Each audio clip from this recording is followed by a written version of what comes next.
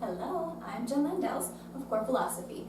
Today we're going to talk about the 100 and different ways to modify your 100 and even why we do the 100. I know 100 is a hard exercise, it's probably not one of your favorites, but it really kind of sets you up for a lot of other things. It's a great way to warm up and to start working through your breathing and to find that connection between your breath and your center and really find that core connection.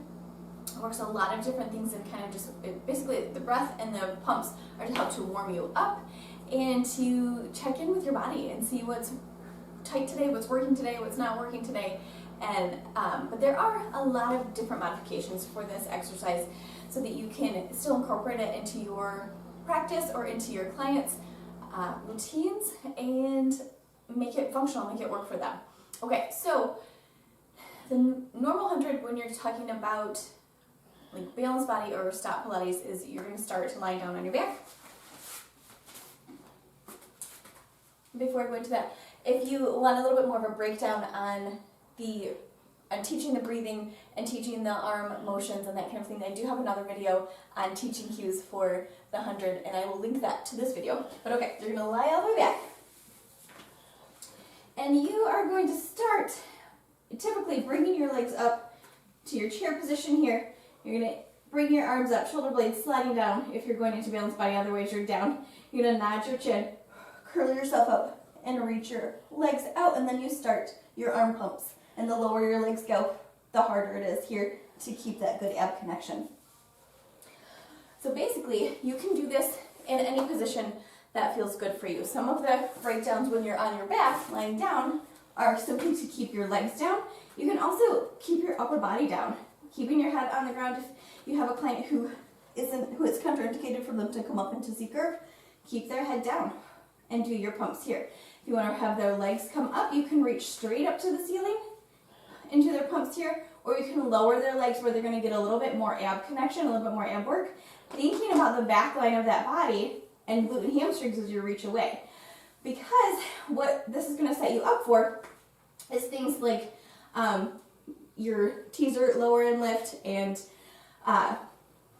your open leg rocker and anything where you're bringing your legs up, so your double straight leg stretch, those kind of exercises. Another thing you can do is keep your legs down. So if you really want to train working from here and lifting up, which is your challenge exercise, you can curl up and keep your legs pressing down so that you're pushing your legs down into the mat, working the back of your legs as you go into your arm pumps and your breathing. So we've got a couple modifications for on the floor. You can leave legs down, curl your body up. You can stay in chair position. That's kind of a tricky one to stay out of your hips. This is kind of a traditional one for a lot of schools. You can also bring your legs in a little closer as you're going into your pumps to really think about that low ab connection. But you can also do this kneeling or standing.